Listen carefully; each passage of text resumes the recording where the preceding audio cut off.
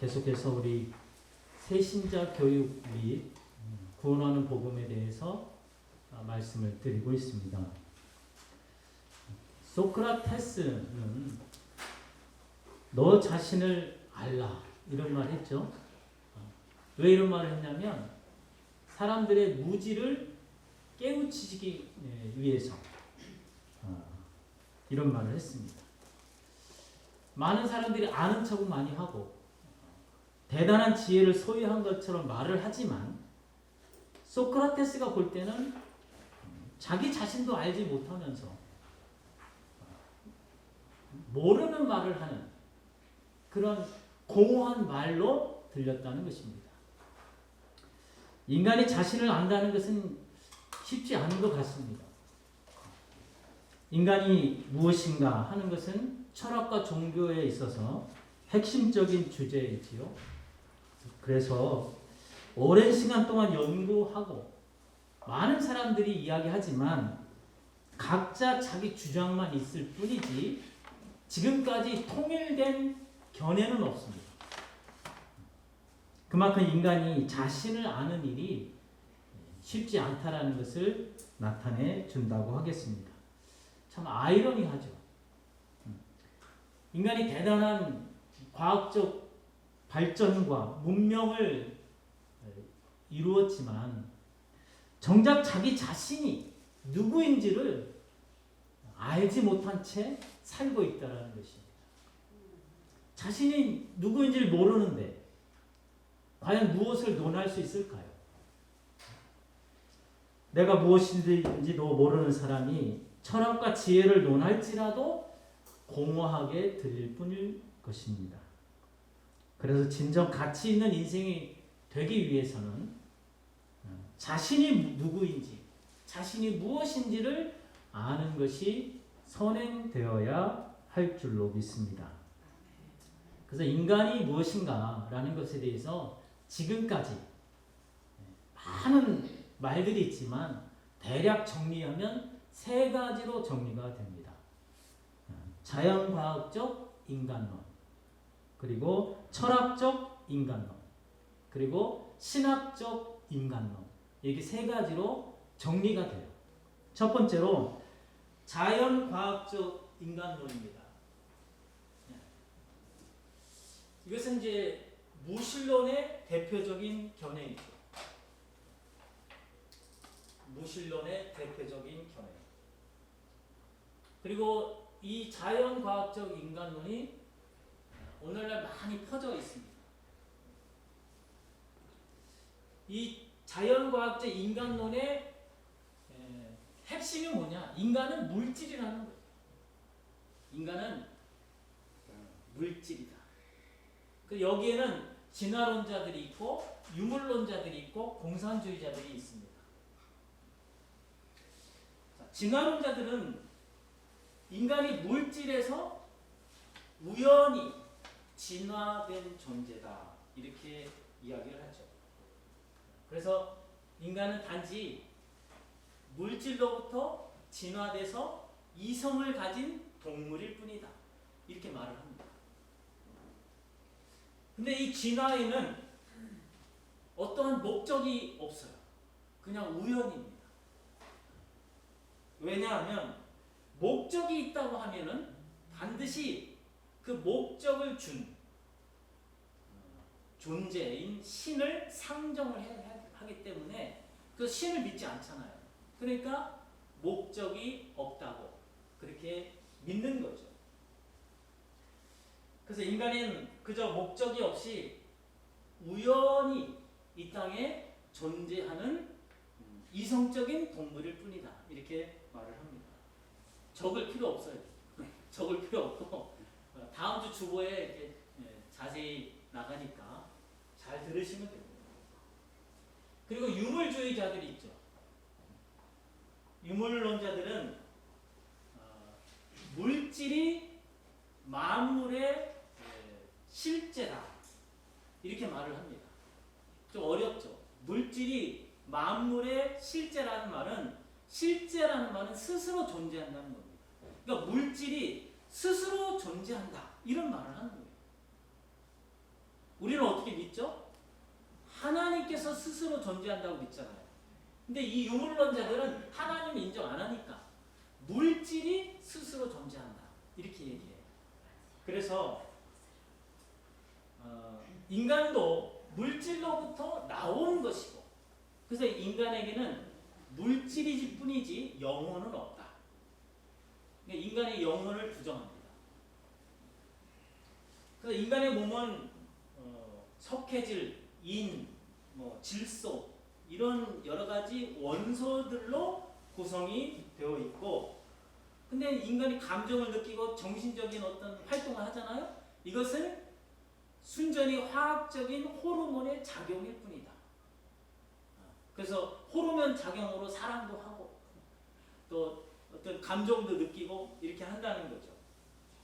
그래서 결국 유물론자들은 물질이 우리가 믿는 창조주의 역할을 하는 겁니다. 그리고 세 번째로 이제 공산주의자들이죠. 공산주의자들도 사실은 이제 유물론에 근거해서 인간은 자연의 산물일 뿐이다 이렇게 이야기를 합니다.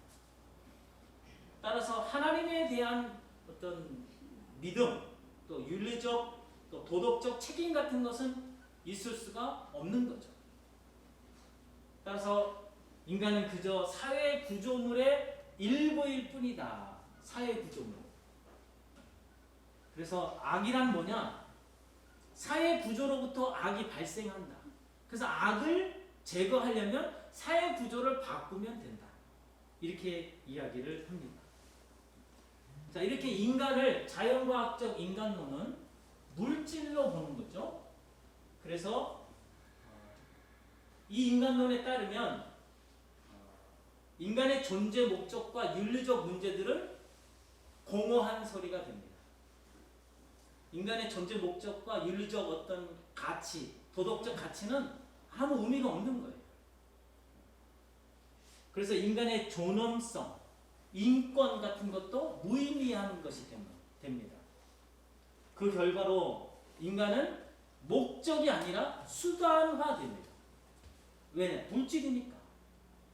그래서 얼마든지 인간은 기계처럼 조작할 수 있는 대상으로 여깁니다. 그래서 필요에 의해서 공산주의자들은 인간을 많이 죽여요. 그렇죠? 자기 사상이 그 공산주의 사상을 이루기 위해서 필요 없는 대상들은 싹 죽여버려요.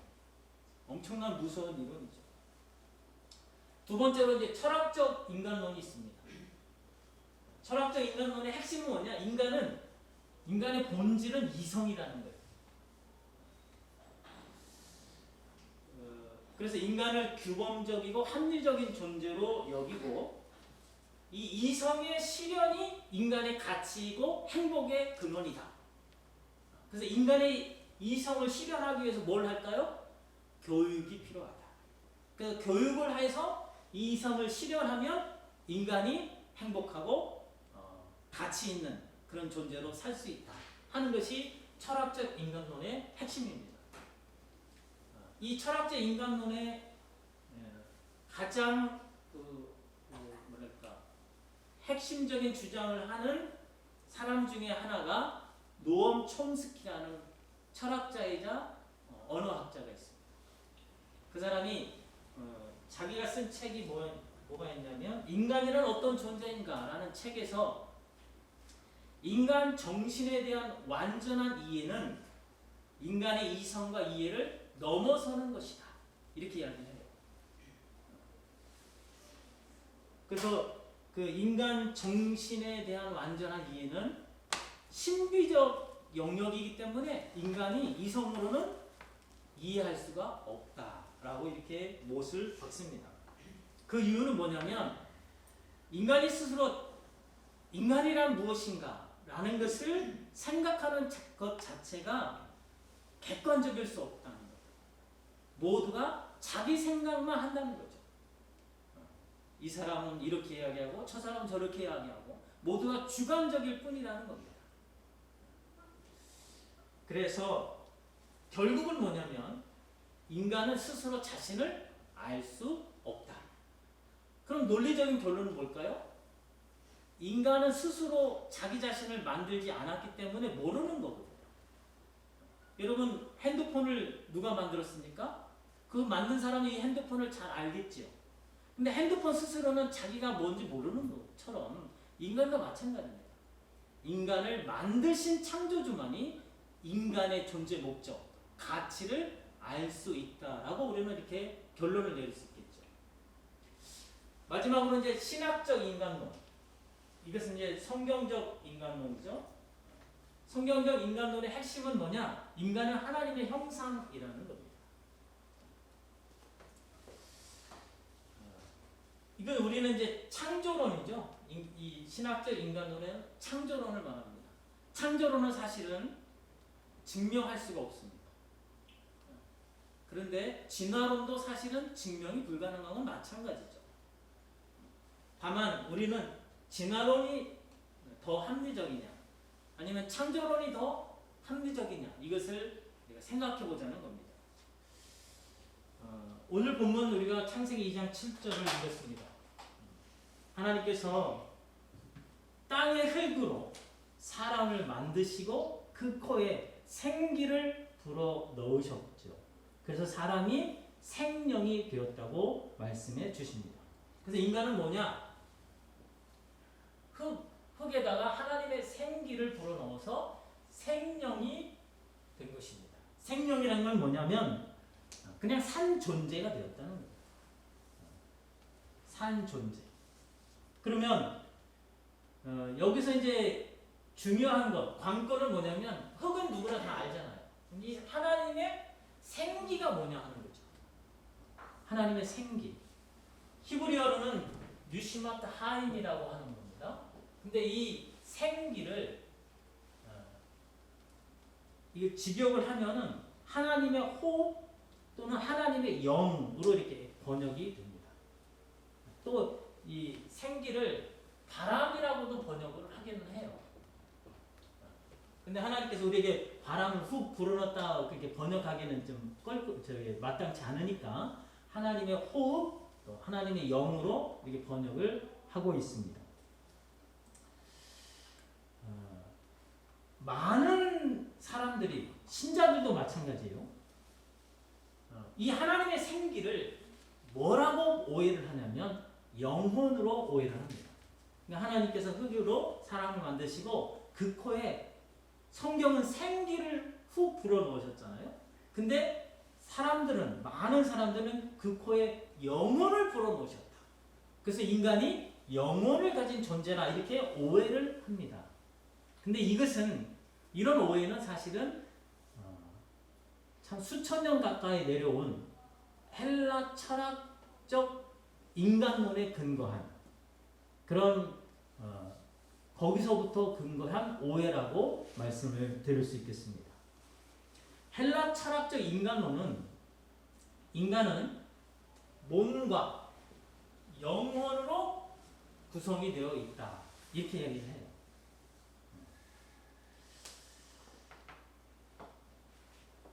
이 헬라 철학적 인간론은 이제 플라톤이 정립을 한 것입니다. 플라톤은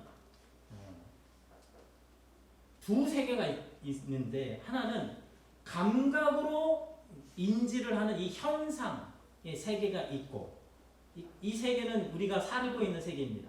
그래서 감각으로 우리가 인지를 해요. 그런데 이데아의 세계가 있다. 근데 그 세계는 보이지 않아요. 오직 이성으로 인간의 지성으로만 인식이 되는 세계다. 이렇게 말을 합니다. 그래서 두 세계, 이데아의 세계가 있고 현상의 세계가 있는데 근데 이데아의 세계는 보이진 않지만 이게 본질이라는 거예요. 그리고 이거는 변하지 않고 영원하다. 이렇게 얘기해요. 근데 반면에 보이는 이 현상의 세계는 변하죠. 그리고 없어지잖아요. 그래서 이거는 본질이 아니다. 이렇게 이야기합니다. 그래서 이데아의 세계는 선하고 이 현상의 세계는 악하다. 이렇게까지 이야기를 하고 있습니다. 그래서 플라톤의 이 인간론, 헬라 철학적 인간론은 육은 인간의 이 육 있잖아요. 이건 본질이 아니다. 영혼이 본질이다. 왜요? 이 육은 결국 흙이 돼서 썩어버리잖아요. 없어지잖아요. 근데 영혼은 변하지 않고 또 영원하다는 거죠. 그래서 영혼은 선하다. 반면에 이 육은 악하다. 그래서 헬라 철학자 인간론에서 구원이 뭘까요? 이 악한 육에서 벗어나는 것이 구원입니다. 다시 말해서 저들은 죽어야 구원을 받는 거예요. 그래서 그 대표적인 사람 중에 하나가 소크라테스죠. 소크라테스는 죽음을 맞이할 때 제자들이 어떻게 했냐면 스승님 억울하니까 스승님을 몰래 빼겠습니다. 탈옥시키는 거죠. 그때 거절했어요. 왜? 죽음을 받아들이기 위해서. 악법도 법이다 이런 말을 하면서 죽음을 받아들였잖아요. 그들이 그렇게 할 수 있는 이유는 죽어야만 이 악한 몸에서, 그들이 이걸 감옥이라고 합니다. 몸을. 이 감옥에서 벗어난다는 거예요. 그러니까 죽음을 환영하는 거죠. 그러나 이것은 사실은 이 헬라 철학적 인간론은 영원 불멸설이라고 말을 합니다. 영원 불멸설. 근데 이것은 결코 기독교 그 성경의 이야기가 아니에요. 전적으로 헬라 철학의 이야기라는 말씀인 겁니다. 그래서 이제 이 문제는 헬라 철학적 인간론이 교회 안에 들어왔어요. 언제 들어왔냐면 초대교회 때. 초대교회 당시에는 그 당시에는 이제 헬라 철학이 온 세상에 퍼져 있었잖아요. 그래서 초대교회 성도들이 복음을 전할 때 이 헬라 철학의 문화적 영향력 아래에 있는 사람들에게 복음을 전했어요. 그래서 이들에게 복음을 설명하기 위해서 헬라 철학이 말하는 그 인간론, 몸과 영혼이라는 것을, 그 개념을 빌어옵니다. 그래서 신약 성경에 헬라 철학적 개념인 영혼이라는 것, 몸, 그것을, 그 단어를 쓰는 거예요. 그러나 비록 복음을 전하기 위해서 그 헬라 철학적 용어를 빌어왔지만 복음 속에는, 성경 속에는 그 히브리적 개념을 넣어서 복음을 전했다는 겁니다. 그래서 헷갈리는 거예요. 그러니까 겉옷은 헬라 철학인데 내용은 히브리적 개념을 그 안에 넣어서 복음을 전했기 때문에 성경을 우리가 볼 때 여러 부분으로 헷갈릴 수가 있다는 거죠. 그래서 사실 히브리적 개념에서는 몸이라는 단어 자체가 없어요. 신기하죠? 히브리어에는 몸을 지칭하는 단어가 없습니다. 물론 오장육부를 지칭하는 단어는 있어요. 그러나 몸이라는 단어는 없습니다. 왜냐하면 히브리적 그 인간론에서는 인간을 몸과 영혼으로 나누지를 않는 거예요. 그러니까 몸이라는 걸 지칭하는 개념을 나타내는 단어는 있을 수가 없다는 거죠. 그래서 히브리인에게 있어서 인간은 어떤 존재냐? 몸과 영혼의 결합이 아니라 전인으로서, 그냥 전인, 단일체, 통전적인 의미에서 인간일 뿐이에요. 그래서 몸과 영혼이라는 이 단어는 헬라 철학에서 온 거라는 걸 기억하셔야 됩니다. 그래서 히브리 문화에서 인간은 뭐냐? 인간은 단지 흙과 하나님의 생기로 이루어진 존재예요. 간단합니다. 그래서 결론적으로 이 창세기 2장 7절 이 말씀에서 이 하나님의 생기를 저는 하나님의 영으로 이렇게 번역을 합니다. 그래서 인간은 뭐냐? 인간은 흙과 하나님의 영으로 구성된 존재다. 그 존재가 생명, 산 존재가 된 거죠. 근데 이제 영이란 단어가 참 어렵잖아요. 영이 도대체 뭔지. 그렇죠? 동물도 흙으로 구성이 돼서, 그래서 이제 동물이 돼 있잖아요. 동물에게는 하나님의 영, 생기가 없습니다. 그래서 동물은 그냥 본능대로 살다가 죽으면 흙으로 돌아가면 끝나는 거예요. 더 이상 뭐 다른 것이 없습니다. 하지만 인간은 이 흙에 하나님의 생기, 곧 하나님의 영이 존재하고 있죠. 그래서 산 존재가 되었습니다. 따라서 하나님의 생기가 없으면, 하나님의 영이 없으면 그는 동물과 다름이 없는 존재가 되는 거죠. 인간은 하나님의 영을 받은 존재이고 이 하나님의 영이 바로 생명입니다. 그래서 하나님의 영을 따라 사는 것이 생명을 누리는 거예요. 그것이 성경이 우리에게 말씀하시는 바입니다.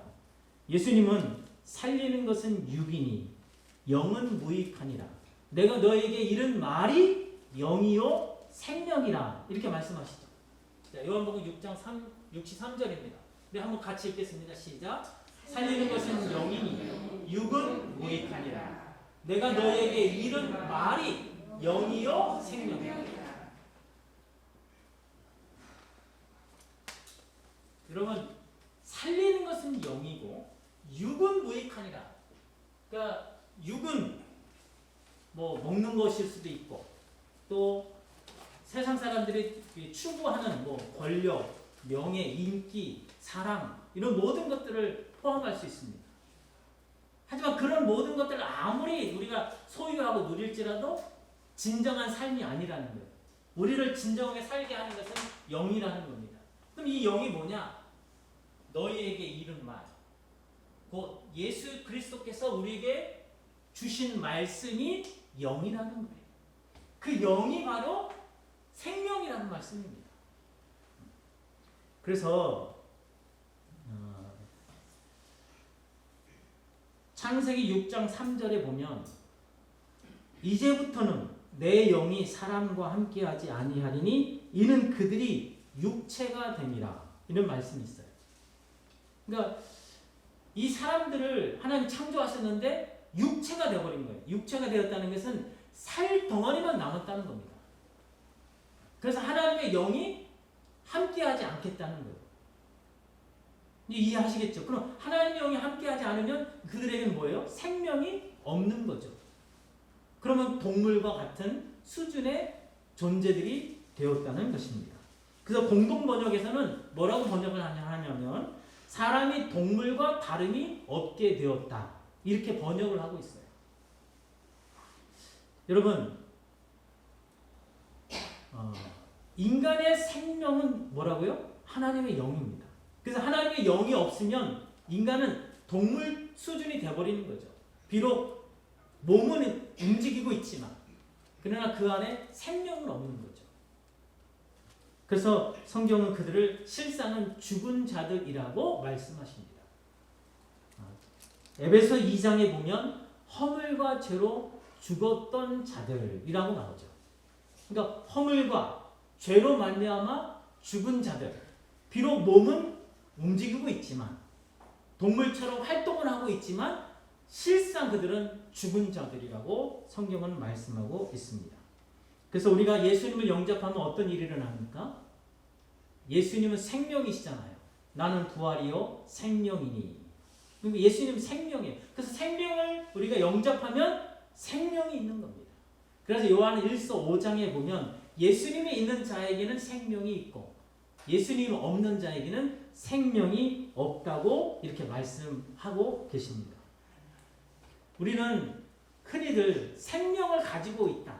나는 생명을 가지고 있다. 이렇게 살아있고 호흡하니까 생명을 가지고 있다 생각하지만 사실은 그렇지 않습니다. 생명은 예수 그리스도 그분이 생명이고 그분 안에 우리의 생명이 있는 거예요. 그래서 예수님을 영접한 자만이 생명을 누리게 되는 줄로 믿습니다. 골로새서 3장 3절로 4절을 보면 너희 생명이 그리스도와 함께 하나님 안에 감추어졌고 우리 생명이신 그리스도께서 나타나실 그때에 너희도 그와 함께 영광 중에 나타나리라. 우리 생명이 예수 그리스도 안에 있다고 분명히 말씀해 주셔요. 여러분, 그래서 내가 만약에 생명을 가지고 있다면 생명의 주인은 누가 되는 겁니까? 내가 되는 거죠. 내가 가졌으니까. 그런데 내가 정말로 생명을 가지고 있고 내가 생명의 주인이라면 내 마음대로 할 수 있어야 되잖아요. 내가 생명을 늘리기도 할 수 있고 줄일 수도 있어야 되잖아요. 내가 생명의 주인이니까. 근데 우리는 전혀 그렇지 못합니다. 생명을 빼앗겨도 속수무책으로 당할 수밖에 없는 겁니다. 그것은 뭘 말하냐면 우리는 생명의 주인이 아니라는 겁니다. 그래서 우리는 유일한 생명이신 예수 그리스도 안에서 그분을 영접하면 우리는 생명을 얻고 누릴 수 있을 뿐이라는 말씀입니다.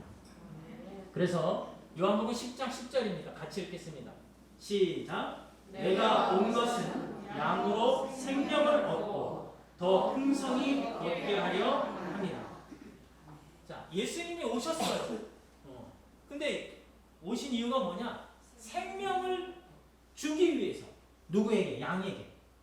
우리는 양이잖아요. 그럼 우리가 생명이 있다면 예수님이 오실 필요가 없는 거죠. 없으니까 생명을 주러 오셨다는 겁니다.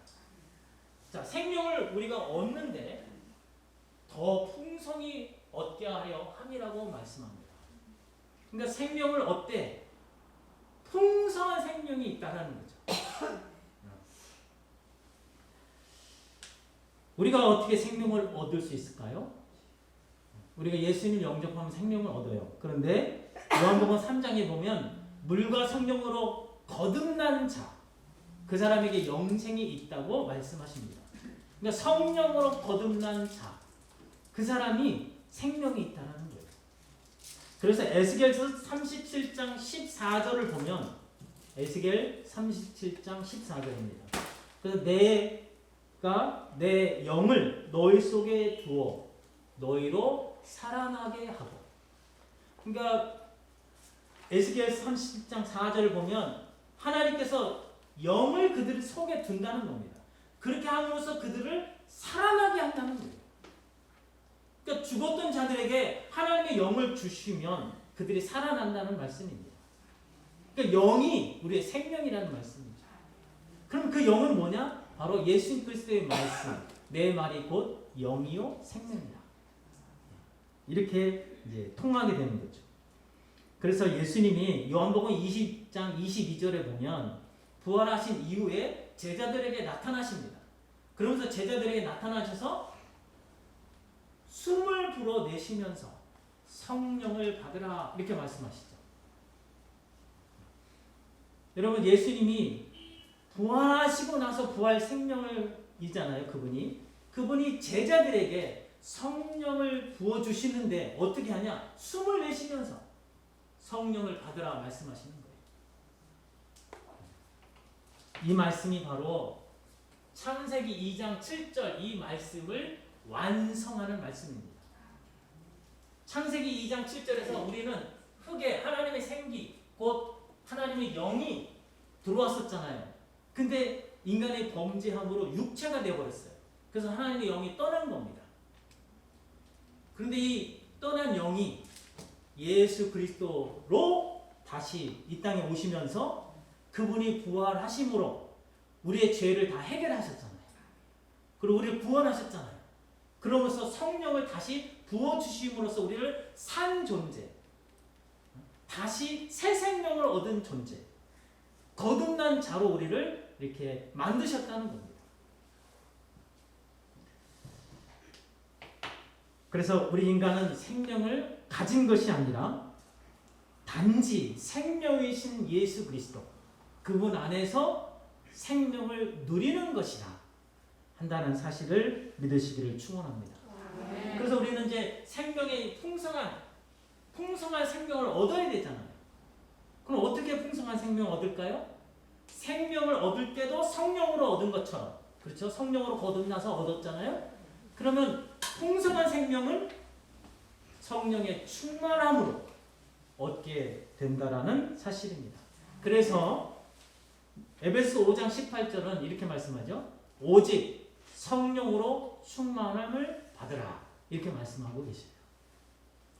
그래서 성령 충만한 사람이 참 인간입니다. 본래적 인간. 그래서 본래적 인간은 어떤 인간입니까? 하나님의 나라의 의와 평강과 희락을 누리는 그런 진리로 은혜로 충만한 사람.